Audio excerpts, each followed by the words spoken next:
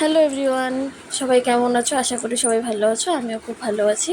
সেদিন চলে গেছিলাম একটু মার্কেটে পুজো শপিংয়ের জন্য। তো আমি একদিনেই সব শপিং প্রায় শেষ করেছি, যেহেতু বাচ্চাটা ছোট্ট। প্রথমেই চলে গেছিলাম শাশুড়ির জন্য শাড়ি কিনতে। দুর্গাশ্রীতে গেছিলাম শাড়ি কিনতে। শাড়ি কিনে তারপর সিলেদাসে চলে গেছিলাম। সিলেদাস থেকে আসার সময় এত বৃষ্টি হচ্ছিল, তারপর সিলেদাস থেকে ঢুকে গেছিলাম মার্কেটে গিয়ে একটা ঘটনা হয়েছিল। সেদিন মার্কেটে লেগেছিল আগুন, তো প্রচুর দোকান পড়ে গেছিলো। এতটা খারাপ লাগছিল, মার্কেট খুব ডাউন ছিল একদমই। আমাদেরও মার্কেটটা একদমই বসে গেছিলো। পুজোর সময় সবার একটু বিক্রি বাট্টা যাওয়া হচ্ছিল, তার মধ্যে এই যে এতগুলো দোকান পড়ে গেল, এত খারাপ লাগছিল দেখে। কি করা যাবে আর। ওটাই দেখতে একটু দাঁড়িয়েছিলাম, তারপরে চলে গেছিলাম একটু কিছু খেতে। খিদে পেয়ে গেছিলো। ধোসা আর মোমো খেয়েছিলাম, চিলি মোমো।